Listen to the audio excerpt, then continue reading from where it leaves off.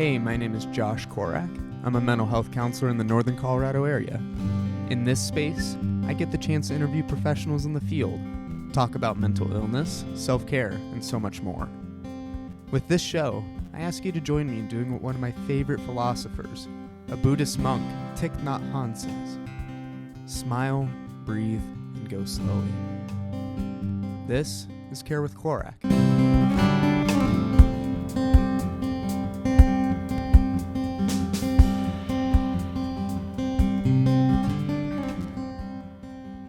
Welcome. This is Care with Korak. My name is Josh.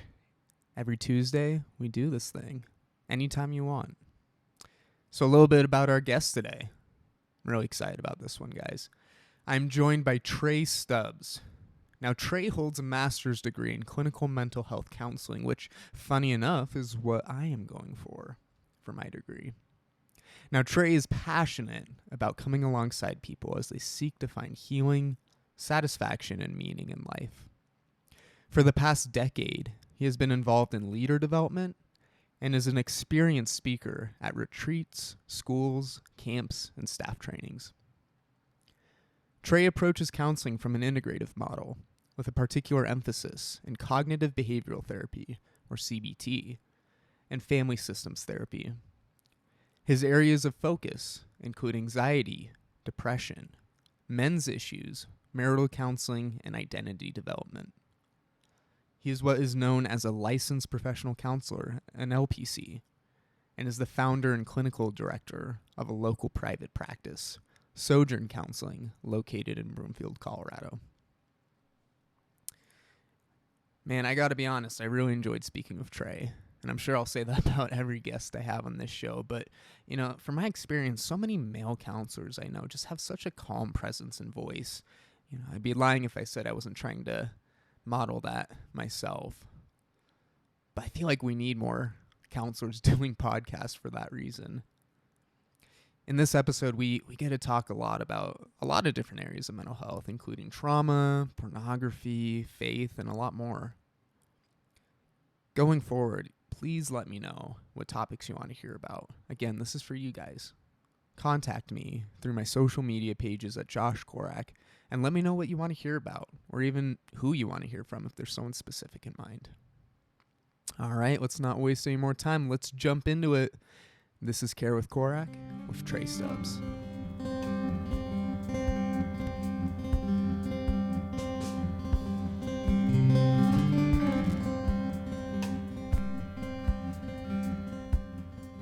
Hey, Trey. How's it going, man? Good. I'm going to pretend like we haven't been talking for the last 30, 45 minutes. Well, cool. Well, we're here with Trey. I'm going to be doing like an introduction, beforehand. So we get to just kind of jump straight into it. But yeah, let's just start by maybe talking a little bit about your background and experience and yeah, what got you into counseling? Yeah, sure. Well, I've been doing this about 6 years. And so I started this practice about 4 years ago, and we've grown to 6 here. And that's been a lot of fun. So I've loved that aspect of it. What got me into counseling originally, so both of my parents are marriage and family therapists in Iowa. And that's where I'm from, is Iowa. Interesting. And so I grew up with them having their own practice, just the two of them, for my entire life. I never knew anything different. And I'm wired similarly to my dad, and I think just in kind of how we relate to people, and so it was on the radar for me ever since I was a kid, even before I knew really what psychology or counseling was. And then I started in college thinking I wanted to be different than my parents, and so I started in business and took a couple econ classes and hated it. Then took Psych 101 and thought, yeah, actually, I kind of like this. This makes sense for me, and then eventually switched my major to psychology, and then went in and got my master's in it too. Mm-hmm. And then started your own business. Yeah, right. And then ended up being in the business. It's kind of funny how that works. It is, which I really love that aspect of. I think counseling does provide a cool chance for us to kind of dabble in running a business, doing your accounting and figuring out rent and expenses and all that kind of stuff. Yeah. While also still really getting the counseling piece. Sure. Yeah. No, that's really similar to me. Like in college, I took a few leadership business classes, and it was not for me. I mean, it was, Yeah. I just couldn't focus in that mindset, and it just went over my head. Yeah. And then now I'm like, oh, well, maybe I want to start my own practice someday. So Yeah. I'm like, well, no, we'll cross that bridge when it gets Yeah. there. But Yeah. yeah, what was it like to kind of start a practice? Was that pretty difficult, or? Man, it honestly was a lot of fun. So out of graduation, I worked at a community-based mental health with truant teens called Griffith Centers. Oh yeah, I've heard Had that. a great experience there. A lot of it was court ordered. And it was really cool to get to work with those teenagers and just a good experience for me in a wide range of issues and struggles. And then while I was doing that, I was also working in a group practice that was a little bit more general. So I had some couples, some men, some teenagers, kind of more of a general population in more of just a private practice type of setting. Yeah. And started just accruing hours and kind of figuring out what I was enjoying and what I liked. Yeah. And then the time came where I realized I really loved networking and I really enjoy speaking and getting to know the community that I'm in. And so I left that practice and moved down here to Broomfield. That was up in Longmont, so about half an hour. Oh, okay. Yeah. Decent drive. And knew a therapist here in this area. And so I sublet from her for 2 days a week for $100, a day. Wow. Yeah. And then she had a suite mate. So then I started subletting from that suite mate for the same kind of deal. And then I got 4 days a week from that. And then once I filled up those 4 days, another individual office in that building came open. And so I talked to the landlord and finally got my own office. Wow. And that felt so fun. Yeah, that's so exciting. And then slowly built that up and then started hiring people as things got busier and busier. Yeah. So it was just kind of a one thing at a time and taking things as they come. But it sounds like it grew pretty quickly. It did end up, yeah. So I was probably subleasing for them for about a year.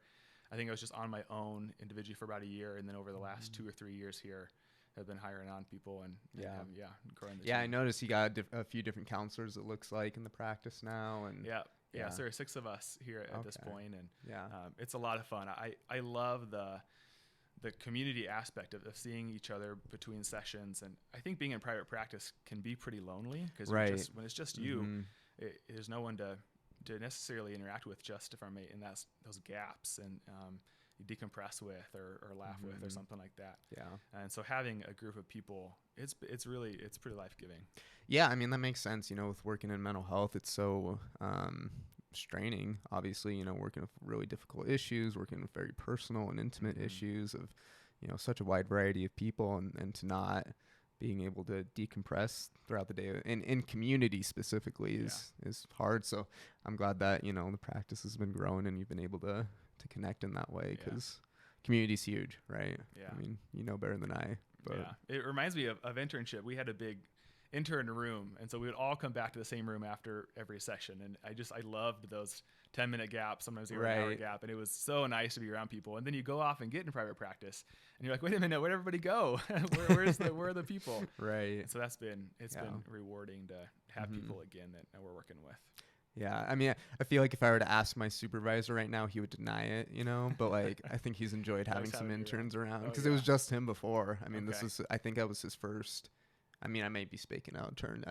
I'm pretty sure I was his first intern, or at least his first in a while, and so I know I think he's been enjoying it, and I definitely obviously enjoyed it. So I'm sure he enjoys teaching you guys too. Questions and excitement and energy. And Have you ever had any interns before? We have not. We looked into it last year with someone we ended up hiring once she graduated and got her LPCC. But it was actually just past the registered psychotherapist. That law had just changed. And they're not doing that anymore.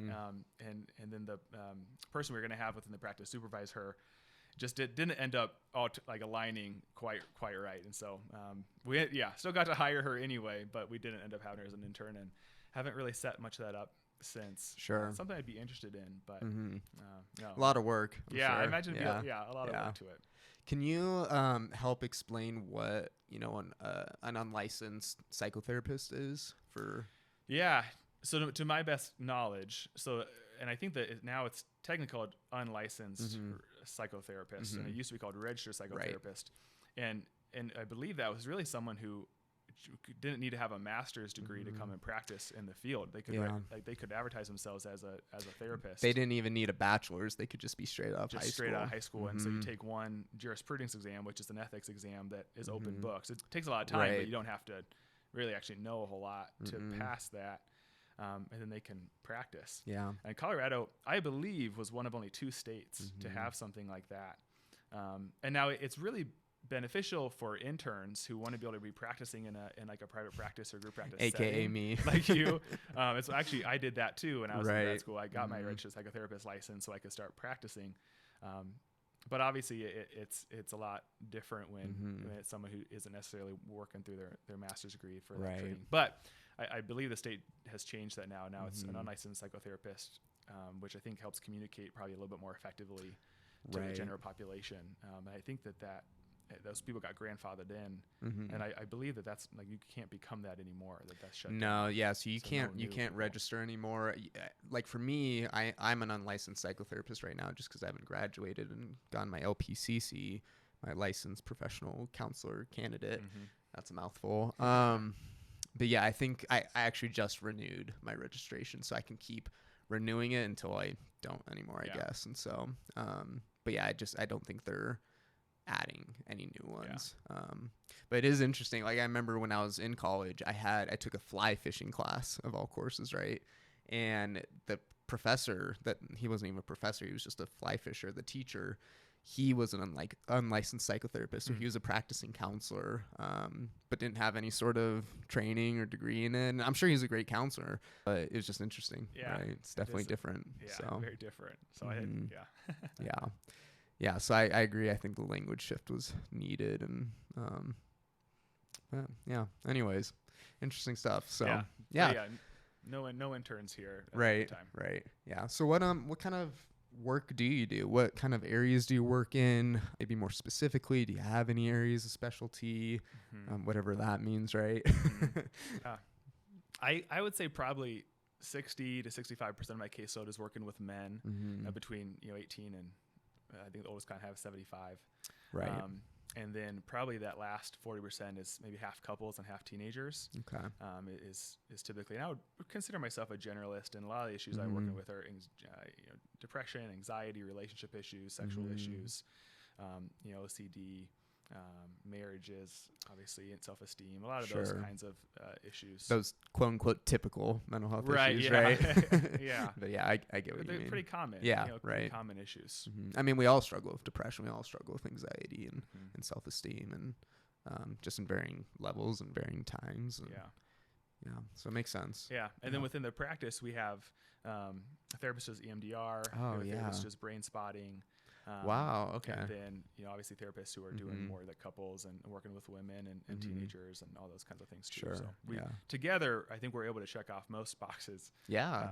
Though we don't have anyone who works with kids, and I love that. Like some play therapy type stuff. Yeah. I think from what I see, I think there's a shortage of play therapists in the area. I really only have 1 or 2 therapists who I even know in this area who do that and have had good experiences with. So I think that's an important part in our field to have more and more people. Yeah, definitely. Gaps. That's one of the cool things about UNC is they kind of have a play therapy specialization, but it was never offered as a course for us really.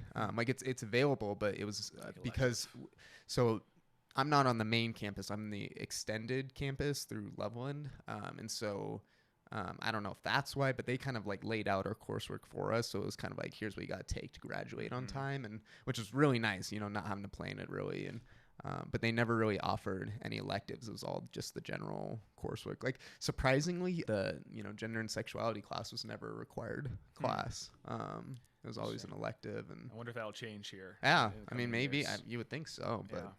I mean, fortunately, at the place I'm at, I've been able to get more experience with that, and but I always wish I took play therapy. I think it's probably a little too late for me now, but I did some of it in practicum. Yeah, I just wasn't drawn to it. Yeah, I wanted to be. I wish we're better at it. It's a different type of work. It's a whole different. Yeah, definitely. Yeah. And EMDR and brain spotting. Can you explain the general idea of what those are again for the new listeners? So. I'm not certified in either one of those, so I'll speak from a relatively limited knowledge. But they're both more so trauma based, and they can work with a variety of issues. But I think we're more born out of a place of trauma. Although I was even just talking to our EMDR therapist, and it's important when she even talks about trauma to not have trauma be just its own separate issue, but have trauma be, it's a part of depression, it's a part of anxiety, it's a part of addiction, it's a part of daily life things. And so to even consider trauma its own subset doesn't even fully do it justice. Right. And I actually really appreciated her even correcting me on that. I think like, well, that's absolutely right. Yeah. And so I don't want to just term it as its own thing as much as it's just pervasive throughout life. Yeah. But really what it's doing, it's more of a, working from down up, it's more in your body than just in your brain, or just, talk therapy wise. And really helping your brain be able to reprocess the trauma, not just through talking, but actually through body work, and through your eye movement and different types of styles they'll use. The brain spotting therapist, her name is Kristen Ewing. And she was saying, even just, sometimes when we're thinking about something or we're remembering a trauma, our eyes may go to a certain place in the room, or I may go up and to the left when thinking about a trauma. And brain spotting, they identify that and then help you actually rework that even within your eyes, within your brain. So interesting. It's really interesting cool stuff, and it's incredible how it's just the success of helping people be able to heal and rework some of that stuff. Yeah, I just read a book on EMDR, and it was really good. It was kind of just hyping it up the whole time, though, which is really, different case studies, and it's like it just worked. It was magical. It was miracle, and it does work. It's really, really cool, and I like what you had to say. I mean, trauma is just so much more prevalent than I think we have been aware of as clinicians and as a culture and society. And and it's interesting. I think we've kind of, I keep saying we as if I've not only been in the field for a couple of years, but I was telling you before we turned the mics on, like I've been doing this trauma training and just kind of reconceptualizing how we view trauma and PTSD. And the guy who's leading this training for me is, he's kind of saying, it's less of like PTSD. It's less of a disorder or an illness. He kind of conceptualizes it as post-traumatic stress injury, right? Yeah, that's good. And how it's an injury. Like we're injured. Our whole system is just overloaded and shut off during trauma, and it causes brain damage. Yeah. Right. And that's why it's so important to approach it through a physiological sense rather than a cognitive. Right. And how we handle it too, right? If it's that fight, flight, or freeze. Right. When we are experiencing trauma, our brain literally like kind of closes on some of that rational part of the brain. And so you don't even necessarily have we can say, well, if I ever experienced this, I would do, X, Y, or Z. And really that's not accurate to be able to say. We don't really know how our brains are going to respond in that. But then oftentimes we can feel a lot of shame for maybe how we responded to a trauma. Right. And that shame just perpetuates all kinds of other mental health struggles. Sure. Like especially sexual trauma, right?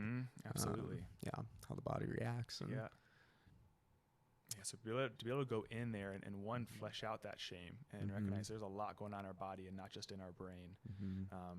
Man, it's so powerful to be like free from some of that. Yeah. I like what you had to say too. It really comes down to how the trauma is perceived too by the body. In that training, he's talking about like how the majority of us can go through a traumatic, what we could classify and define a traumatic event throughout our life. I think he said something like 90% of people do, but only, I forget what the percentage is, maybe 40%. I don't know if that's right, but only a certain amount actually meet criteria for PTSD, and it's because of how the body perceives the trauma and perceives that threat. And if the body becomes overloaded in that sense and traumatized. It's incredible to how resilient our bodies and our brains are. I was working with a young man who was experiencing sexual abuse in his teenage years, and when we'd be with that person, his body would just shut down. Like there would be this dissociation where he's just not even really remembering what's happening. Right. When he was with the offender. When he was with the offender. Yeah. But then when he would leave that, the place where the offender was with him, he would kind of come back and act pretty normally. Because just his body was so resilient to be able to say, when I'm experiencing this trauma, I'm going to shut down so I don't have to experience the full weight of this in this moment. And then when I leave, I'll start to kind of act somewhat normal again. And in the moment, it helped him get through Right. the trauma he was experiencing. But then when I was working with him when he was in his 20s, we saw how damaging that dissociating was for him, and how that was changing and affecting some of his life and his behaviors and his self-awareness and his overall, being a whole person. But it's amazing how resilient, how our bodies can do things to protect us when we are experiencing trauma. Can you speak a little bit more to what dissociation is and what that looks like practically? Yeah, it's really. I mean, I'm sure there's a more clinical definition than this if I looked it up, but kind of just like turning off, kind of shutting down our brains so that we're not necessarily experiencing what's around us, and not necessarily experiencing physically or mentally or even emotionally what's going on. And I see that more and more and more with the men and teenagers that I work with as well. Not even necessarily from a trauma place, but just when we're experiencing stress or anxiety or feeling down or whatever the emotion is, we can just really turn off and distract ourselves. Yeah. I see more and more men and teenagers who, when they are feeling anxious or distressed or overwhelmed or just having emotions they don't necessarily know how to deal with, can just go into this distraction mode, where I have another young man I was working with, and he could go, week to week, and barely remember anything about his week. Wow. Just from kind of mind numbing and not having to address the depression he was experiencing and the anxiety and stress from his day to day. And so much of our work has been around just helping him experience his day, like helping him remember things within his day, and then start to actually experience his thoughts and his emotions and his physical reactions, what's happening in his body, and of course his behaviors throughout the day. Right. And then how important that has been for his healing and his depression and feeling whole, like feeling like he's alive. Right. That's so interesting. I mean, you look at that and you're like, something as simple as just remembering what happened during the day, right? That seems like such a simple thing objectively, right? And how powerful that can be. And some of those different techniques and reconnecting with your body, reconnecting with your experiences, and yet how many of us don't? How many of us don't remember the drive home, or how many of us don't remember what we ate 3 days ago? It's pretty pervasive, and I think more and more with the different things we have to distract ourselves and different things we can scroll through to just not be thinking. And maybe in a short spurt that can be nice to rest your brain a little bit, but once it gets beyond 30, 45, 60 minutes, at some point it just is you're just shut off, and you're not really experiencing, you're dissociating. I know I'm definitely guilty of that, having my Netflix binges or TikTok scrolling or whatever it might be. And it is interesting because I think of my own experiences, like I don't like having I don't like being with my own thoughts often. I've definitely been working on it and trying to be more aware of that, as especially as a counselor, but especially for the longest time, right? It's I was very uncomfortable with silence and just being with thoughts. Right? I challenge my clients on a regular basis when they get in their car, especially if they have some long commutes, to spend the first either 5 or 10, 15 minutes and no music allowed, no podcast allowed. Just sit there with your thoughts for the first, as long as you can go. So maybe I have clients where they just like their skin crawls when they think about sitting for 5 minutes in their car without any music or something on. But eventually building that out to, being able to be in your car and be silent and just be okay and be comfortable with your thoughts and to not be judgmental of them, to not be afraid of them, to recognize that it's okay that they're here. I can deal with them. I can cope. I can manage these. It's okay that they're here. Yeah, and taking them in those small amounts can be really helpful, I think, right? Not too overwhelming, just short periods of time. Yeah. How does that help? Like, what is that really ultimately going to be helping? It allows you to cope with things as they come.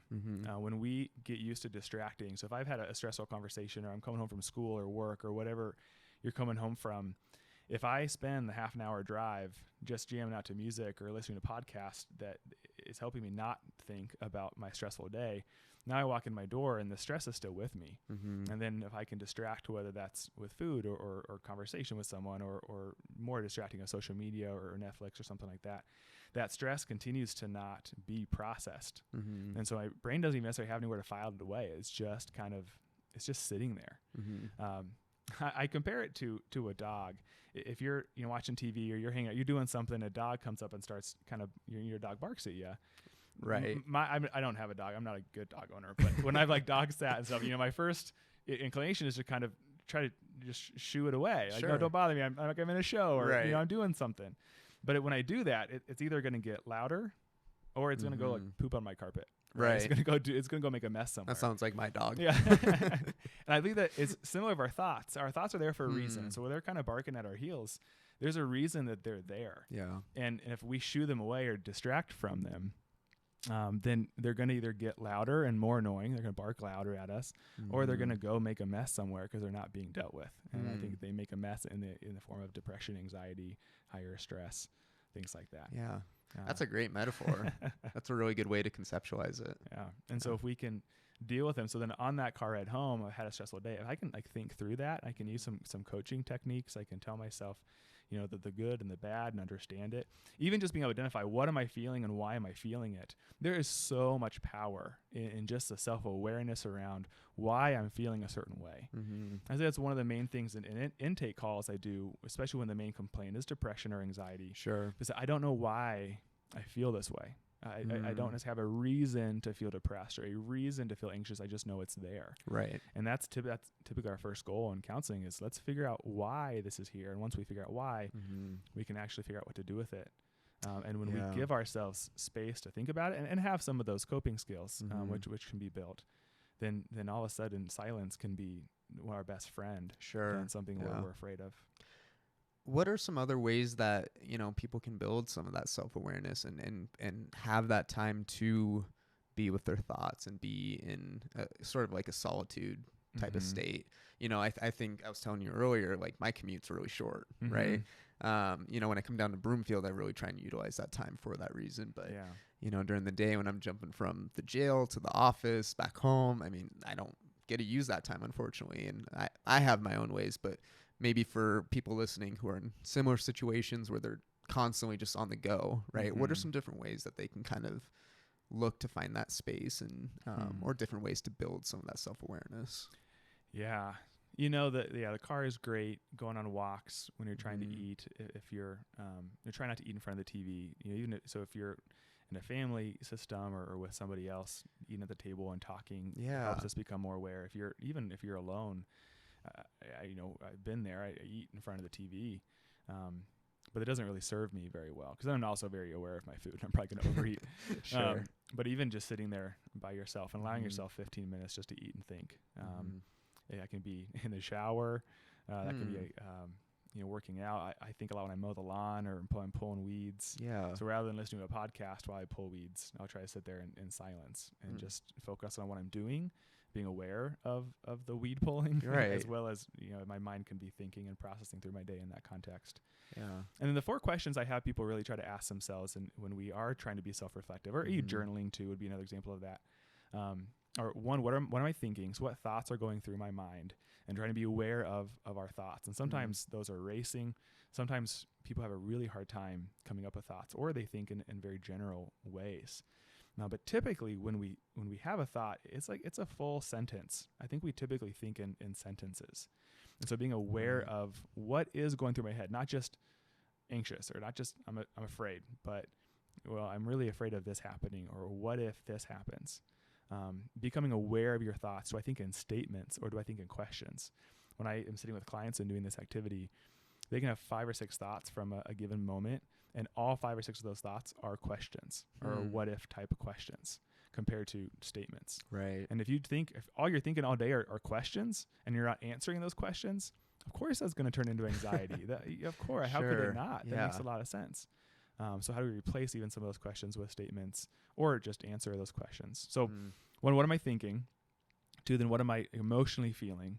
And I say emotionally, not just feelings. We can feel a lot of things, but our emotions, sad, angry, scared, happy, excited, tender. Really naming those emotions. Naming the emotions is very empowering. And then what are our physical reactions? So what's my body doing? Is there a pit in my stomach? Is there tightness in my chest? Do I feel heaviness in my shoulders? Is there pressure or swelling in my face? Am I feeling fidgety? Am I hot? Am I sweaty? How is my body responding to this? Because oftentimes, especially with anxiety, anxious symptoms are so physical. Mhm. Even, there are more physical symptoms than even cognitive or thought-based Right. symptoms. Speaking back to like trauma, for example. Yeah, right. Yeah. Obviously, anxiety is maybe a more milder form, but trauma is a form of stress. And but yeah, anxiety shows up in our body almost probably before even. And oftentimes our thoughts bodies and- can clue us in, before our thoughts catch up or before our emotions even catch up. Right. And then lastly, what am I doing, behaving, the verb?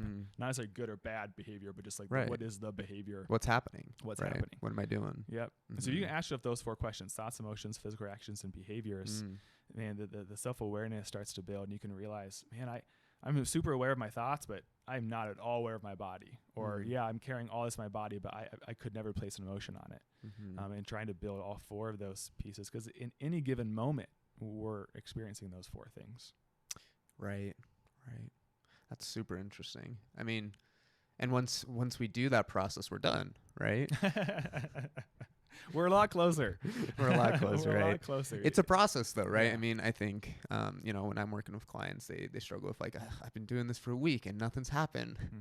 And how would you respond to something like that? Yeah, well, I view that as that's pretty foundational, and it is the foundation that we start to build our progress off of, or the house off of. And so, if you recognize that, man, I don't really have control over my thoughts, or I'm very shame-based, or shoulding myself a lot, using the word should, or I'm asking a lot of questions, or whatever it is, I can dive into that and really work on, how do I reframe this? How do I be kinder to myself? How do I flesh out the shame and why I'm feeling that way?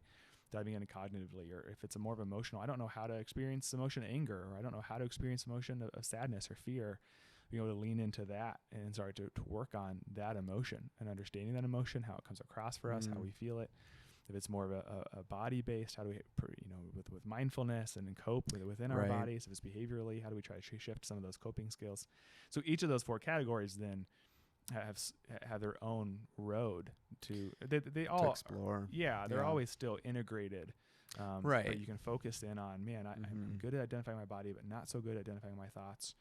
And so I want to really work on that. Right. So it's the foundation that I would say that you build upon. Yeah, it provides a lot of direction in counseling, I'm sure. It does. Together. It's a nice roadmap. Yeah. Good. You mentioned shame. That's obviously a pretty big thing that comes up in counseling a lot. Can you speak a little bit to that and maybe help define, what's the difference between shame and guilt maybe? Yeah. Shame would say I am bad. Guilt said that I did bad. And so guilt, you're able to identify, I did something wrong, which is we do, right? It's important. I'd say I hope you feel guilty when you do something wrong. That's probably a good thing, right? It's a normal reaction. Yeah, it's a normal reaction. I think it's good for us to feel guilt sometimes, but it does become our identity. So I did this thing, but that thing isn't who I am, or that doesn't mean that I am this thing that I did wrong. Where shame would take that more as an identity, right? Of I am bad. And what shame does too is it always pulls us away from relationship. So it makes us want to isolate. And it oftentimes creates this idea of I'll fix this, and then I'll reintroduce myself in community, or I'll fix this, and then I can go and feel okay about myself again. But the problem is when we are functioning out of shame, it typically becomes the trigger in and of itself to do the harmful behavior. I see this a lot with, really probably any kind of addiction, but probably specifically with some sexual struggles for men, and like pornography. Especially when someone is struggling with porn and they don't want to be viewing that. The cycle we'll use is there's a trigger, whether that's loneliness, if that's isolation, that's feeling bad, if that's a fight, if that's boredom, images. I mean, there's social media, right? It's endless. That takes you into planning stage of how am I going to access this? How am I going to view this? How am I going to act out? And then your acting out stage. And then that 4th stage is shame, because now I feel so bad about myself. I don't want to, talk to people. I want to delete the history. I want to try to just cover this up. I not want to think about it. I promise myself to be the last time. All of those types of thoughts. But then what happens is now we're isolated. We feel terrible about ourselves. So often that shame stage, we want to punish ourselves, and sometimes physically, sometimes it's just, I'm going to delete everything, I'm going to block things. But then that in of itself makes us feel so bad about ourselves that oftentimes becomes the trigger. And so that cycle is 1, 2, 3, 4, that shame comes back up to number 1 triggers within that arrow. And it just doesn't stop. It doesn't stop Until that until you cycle's can really interrupted. fix that shame. Yeah. Man, that's so when I think of porn, right, and working with clients with that, it's got to be one of the most, if not the most, isolating experiences that shame really feeds on, right? Yeah. The very nature of it, right? Unless you maybe watch porn with your partner, which happens, but more often than not, right, porn is a very individualistic thing, right? You're watching it by yourself. You're engaging with it by yourself, and it isolates you in its nature, right? Yeah, Which I just think is, so difficult to break out of. It makes it that much more difficult to break out of because it's just so isolating and you feel so alone in it, right? Yeah, it's going to connect with you emotionally and create this feeling of meeting an emotional need while acting out, but then recognizing that that's not a true attachment. And so after you're done, that emotional piece, all of a sudden you realize is pretty empty again.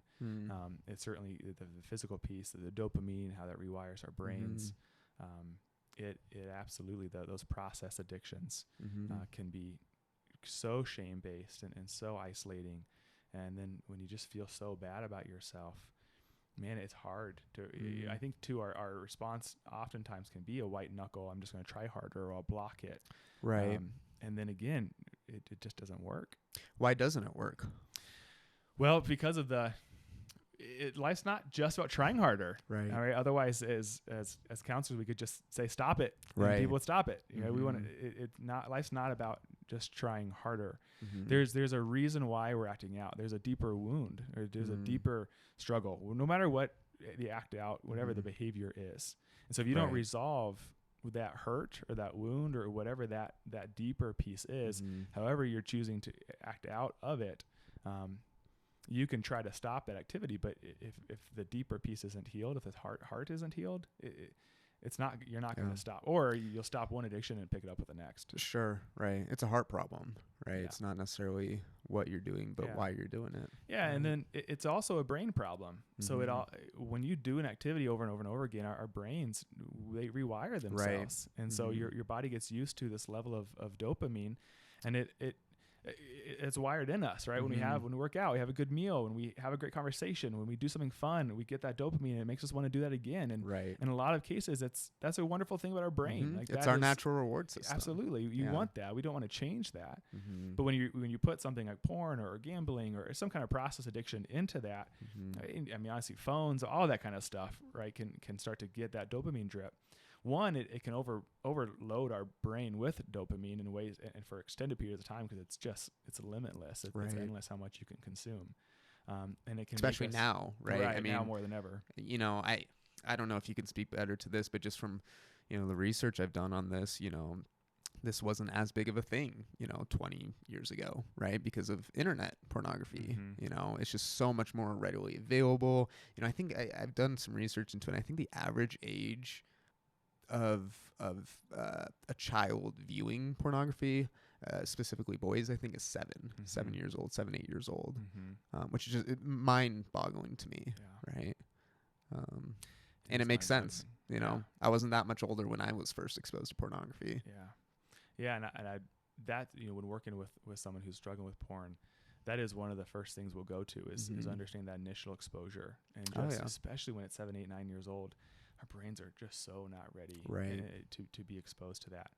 I think it might be that same site, because I was doing a training on child abuse and sexualized behaviors for a school recently, and I found that same stat, that 7. I think I also saw another stat that was 9 for the average first days of exposure. 7 to 9 maybe. And then that website also had said the average addiction, process addiction, develops around 13. Wow. And I think specifically that was boys, although this is very much so a rising issue for women too. So it's certainly not just a guy thing. Well, I'm glad you bring that up too. Yeah.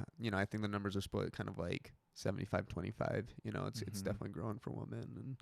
And why is that? Like why do you think that it is primarily a male issue, and why is it kind of growing for women? I don't know if you have any insight to that. Well, I wouldn't want to speak on the behalf of women for why that is happening. Sure. Or why it's more for men than women, although again, I think those numbers are evening out more and more. Mm-hmm. It's still though, I mean, intimacy, attachment, Yeah. insecurity, that pleasure, it's become more normalized. I think we become more sexualized. And so for male or female, those are all core needs. And so I think that the lie of porn can say, I'll provide this to you. Right. I'll provide the attachment. I'll provide intimacy. I'll make you feel good. I'll tell you that you're good. I'll be open to you. I'll be intimate with you. It's that same lie that no matter male or female, your hearts can be tempted into. Right. Yeah. For those who may be listening who have either had a history with using pornography, or currently maybe that's something they identify as a struggle for them, what would be a good starting point for them to really start to overcome something that really kind of beats you down every time you try and stop? Yeah, the first thing I'd say, it's not just try harder. So there's nothing wrong with you for not being able to just kick this yourself. In fact, I think that's the biggest lie, is that we feel like we should be able to just kick it ourselves. Sure. And so I would really encourage you to invite someone else into it. That isolating nature of porn is part of what perpetuates the struggle to go back. And so invite other people who you trust to support you, and chances are they've had their experiences with it too.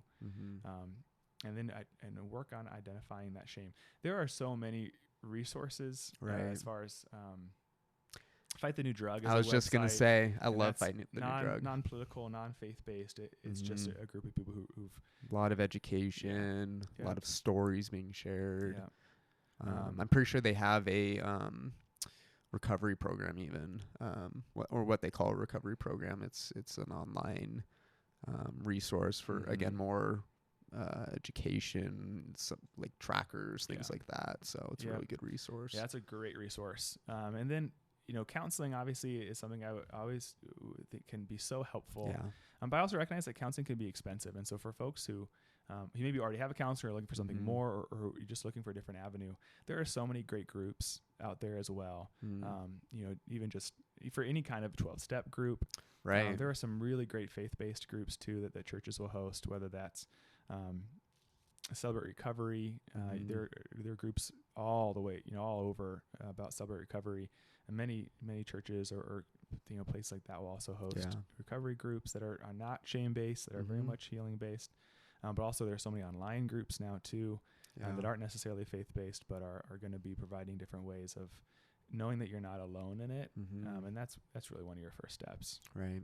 Well, I mean, again, it just speaks to that isolation piece, right? One of the most effective ways to fight that is to break away from that isolation, which is way easier said than done, right? But to be able to build a community and to be able to share those experiences is going to be huge, right? Bringing light to, I was just telling a client this the other day, bringing light to, whatever we're struggling with kind of automatically, and it may be small, but it starts to take away some of the power it holds over us, right? It sure does.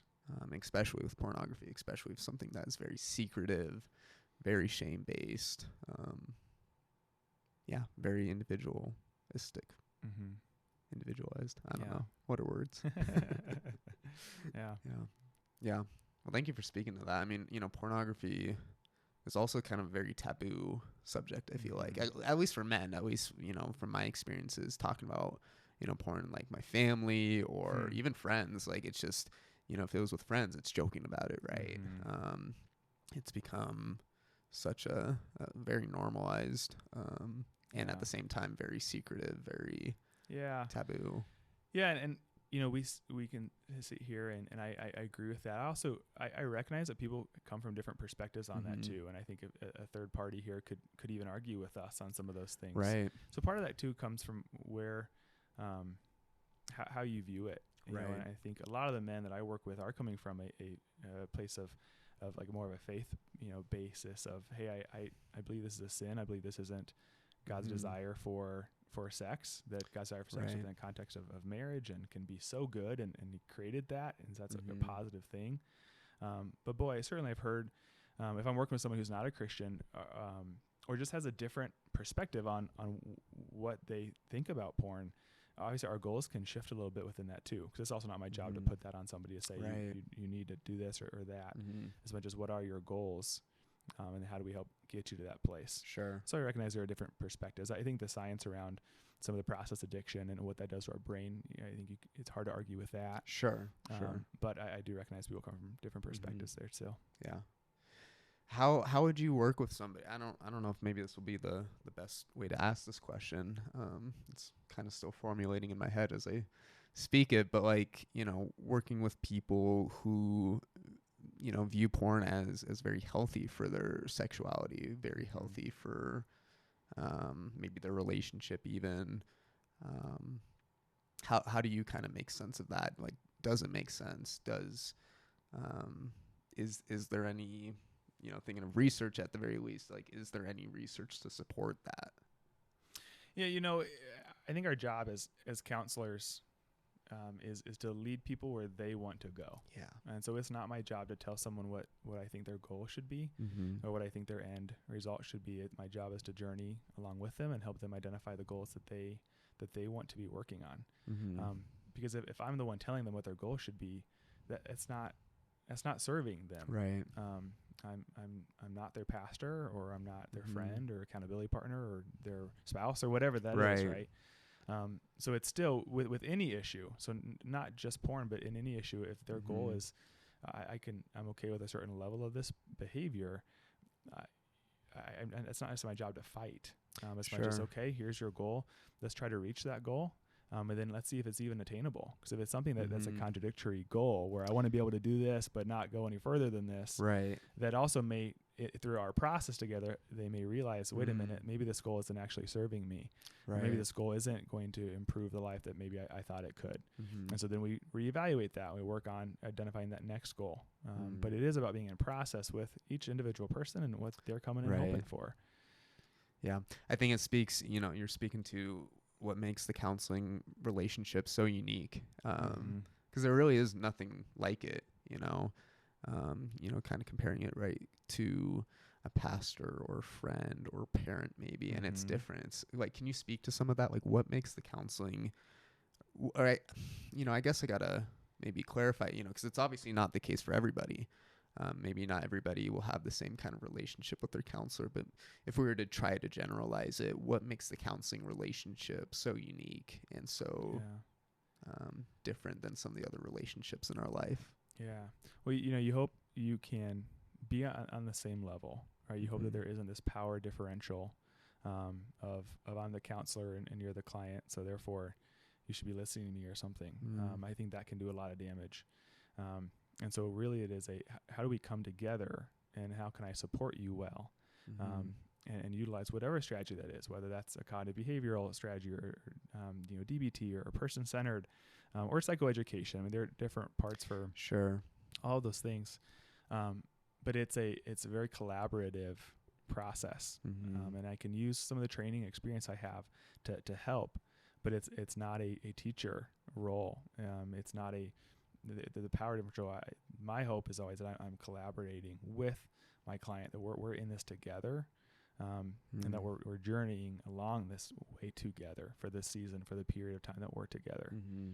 And I think that can develop such cool trust and a relationship. The other piece within that too is my promise to my clients is I'm going to have an unconditional positive regard for them. And so if we're working on something behavioral that they don't, I don't want to do this, and they go and do it, when they come back, if I'm frustrated with them or something, that's could perpetuate shame.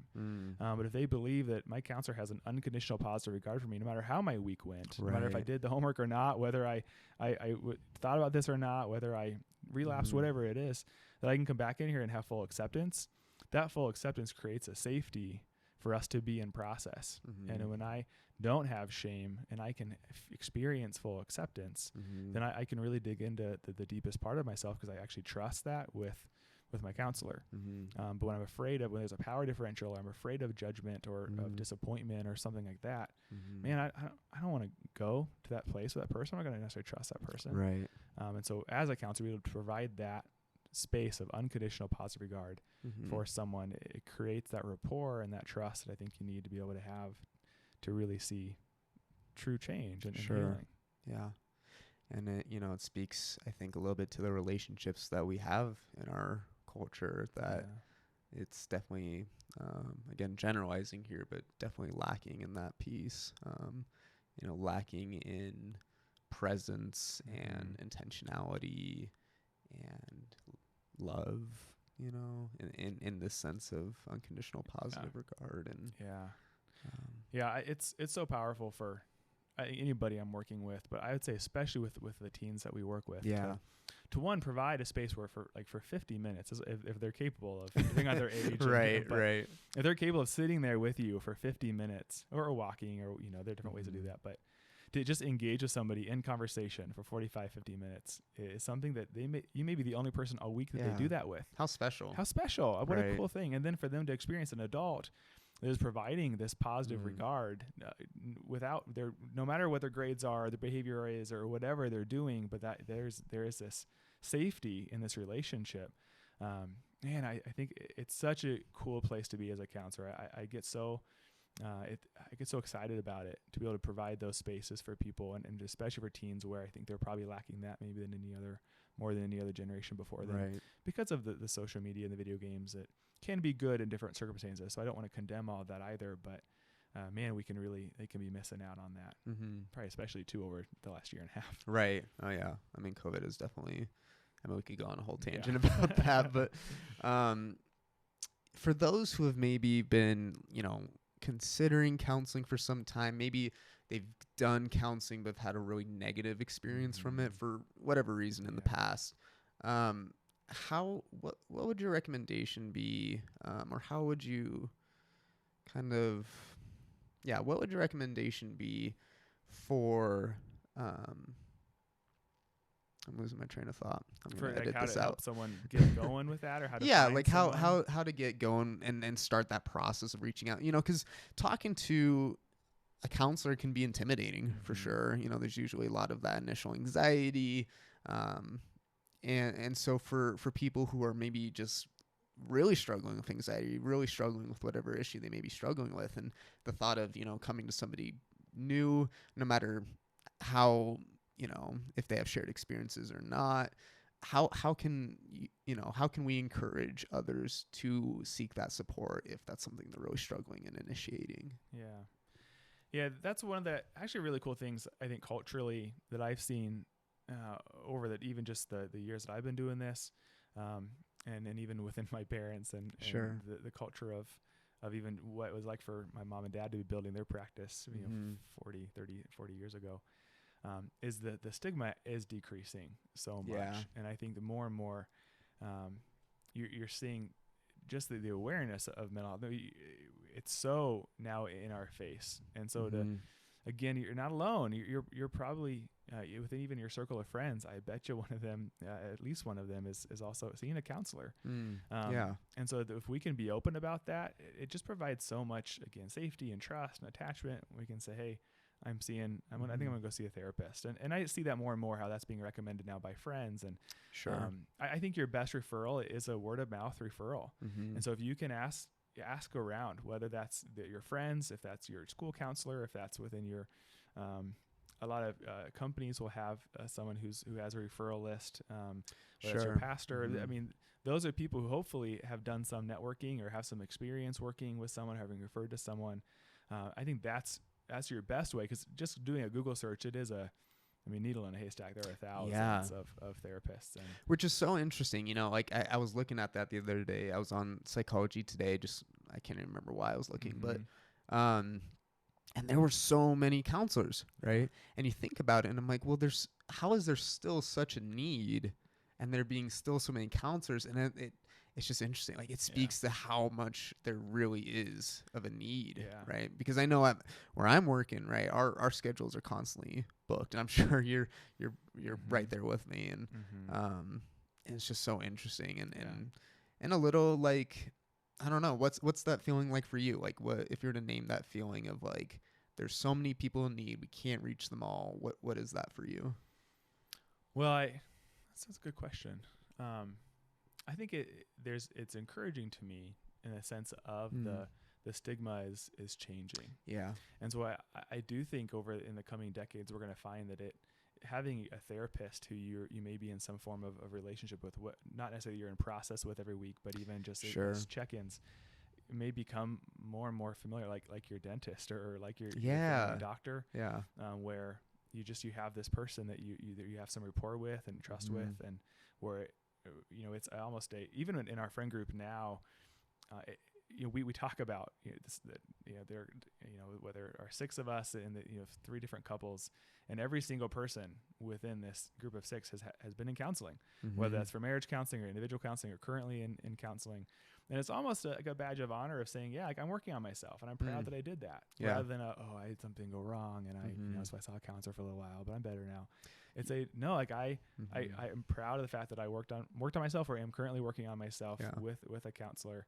And so it can be a sense of, hey, I'm proud of myself for doing this, rather than oh man, I need to go see a counselor. So I think the need reflects that. Right. Which I feel like that kind of speaks to, how counseling started, right? I mean, counseling and psychology in general was, kind of started in this idea of like, okay, there's something we need to fix, right? There's something wrong.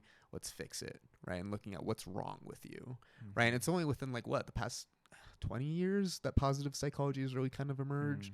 And we've started to really take that strength-based approach and really starting to look at, okay, yeah, there might be some things going wrong, but also like what's going right and how can we build that up and how can we use that to maybe counterbalance some of that, right? Yeah, and we know if I break my leg, I know where to go. If I have a cavity, I know where to go. If I feel depressed or I feel really down or have a hard time getting out of bed or I'm experiencing some kind of mental health symptom, I want to be able to know where to go. Right. And that's becoming more and more common. Yeah. And I think that's so cool that there is an acceptance of that and even an encouragement of that. Sure. Yeah. Switching topics a little bit, earlier you're bringing up faith a lot. Can you speak just a little bit to how that shows up for you? Are you a faith-based counselor? Is that how you advertise yourself, or is that just one of, obviously it's one of many issues you work with, but do you advertise yourself as a faith-based counselor? Yeah, when I started Sojourn Counseling is the name of our group. I was actually intentional to not name it Sojourn Christian Counseling. Sure. Because I really, I personally identify as a Christian and have a relationship with Jesus. And I think that's part of the reason why I'm a counselor, because I want to be able to help people be as healthy as they can. And I see faith can be a really big part of that. But I don't want to only work with Christians. Right. So I think I can show like the love of Christ to any client, and not even necessarily by using his name, not by putting my beliefs on somebody who doesn't believe that way. I love working with folks who wouldn't identify as Christian, whether they identify as a different religion or just as atheist or no religion or just don't agnostic. Want to think about it. Yeah. That space is still a very really cool space to be with someone in. And I don't have to, I can meet them where they're at. And it's not my job to, again, tell them what they should or shouldn't be thinking or believing, but to be in process with them. And I believe that in a way I'm still loving that person, whether or not I'm talking about Jesus. And so we wanted it to be a practice that would work with Christians and then also people who want to identify as Christians and provide safe spaces for people to process. We've done a lot of networking with churches, and so I'd probably say, I don't know what percentage, maybe 2/3 of people who probably referred to us would probably identify as Christian or referred through word of mouth through their church or something like that. And I love getting to work with people of faith and people who want to incorporate the relationship with God. Because again, we talk about shame and how much shame can be in carried from that or hurts from church. Church trauma, right? Yeah, Is that what they call that? Yeah, I've been listening to the podcast that Rise and Fall of Mars Hill. Yeah. It's an incredible podcast around just the damage that can be done within a church. And so to have people come alongside someone and work through those things is such a holy space. Yeah. But same thing. I love working with folks who aren't coming at it from that perspective, because I think there's still so much good work that we can do. And so I don't specifically advertise myself as a faith-based or Christian counselor, because there are even in the different ways of approaching counseling. I would be integrative, as I believe that faith and spirituality and our relationship with God certainly plays into our mental health, but also it's like psychology and being able to integrate those two areas is I love being able to do that. Which isn't necessarily the case for all Christian counselors, right? Some come from a very biblical counseling perspective, which will look a lot different practically. So yeah, you are going to find people who would consider themselves biblical counselors, and I think on that far spectrum would be more of everything is the Bible, and we don't need to incorporate much psychology. Right. I think you may have a Christian counselor who may have some integration of psychology, but is maybe weary of it, or maybe just specifically wants to work with Christians if they're identifying as like specifically Christian counselor. You'd have someone who's more integrational, integrationalist. I don't think that's an official term, but where I would identify as I really love to be able to integrate Scripture, integrate your relationship with God with psychology. And then certainly plenty of people who are going to come out, strictly psychology and not necessarily integrate a lot of faith-based. Sure. Too. Sure. Well, I really like that. I definitely fall in a similar way. I really enjoyed that holistic approach of both in practice and just as a human being, right? Taking in all those different things. I don't think they have to be separate. Being able to take in your spirituality as well as science and your physical health and all these different things. I think that's a really good approach personally. But I guess that's maybe too much of an opinion for the podcast. Yeah, that's the beauty of it. People can feel differently, and that's where it goes back to finding your own counselor. Word of mouth, you're gonna kind of know, hey, this person is similar to me, and if they're seeing a counselor they like, or they know a counselor, then maybe that'd be a good fit for me too, and it can make it easier than the Google search. But at the same time, if you don't feel comfortable to ask people, or you happen to be in a community where there aren't a lot of people in counseling, then a lot of therapists will do like free consultations, 20-minute phone calls, reading through the websites, all that kind of stuff. So you can still do some good research and try to limit it. Pick 3 at first. Try to talk to those 3, email with those 3, see what that feel is. Research, I believe, shows that it's more about your relationship with your counselor than even is about the type of therapy that they're doing. And so that piece is, do you feel connect with them? Do you experience that unconditional positive regard? Is there rapport there? Do you feel safe? Yeah. And if so, man, I think you're probably set up pretty well. Yeah. That's awesome. Any last passing words of wisdom? I struggle with general questions so much. Whenever someone asks me, "Hey, how are you?" You don't like these I don't know how to answer how I am. You want a 20-minute version? You want the 2-hour-long version? You want the "I'm good, how are you" version? Right. That was always my biggest pet peeve when someone would just like text and say, "Hey, how are you? Hey, how's it going? I know that you're trying to be kind. Like, I appreciate your heart in this, but I have no idea how to answer the question." Right. Especially via text. Oh my gosh, yes. No, I love having these conversations. It's cool to talk mental health and keep working on the stigma, and hopefully people find it helpful. But keep talking about it, because that's a really great way, I think, to serve people. Well, hey, I really appreciate you taking the time out of your busy schedule to share your experiences, share your story, and to help, in this fight against the stigma and helping to reduce some of that. And I know it's going to be really impactful for whoever listens to this. So appreciate you having me on. Thanks, man.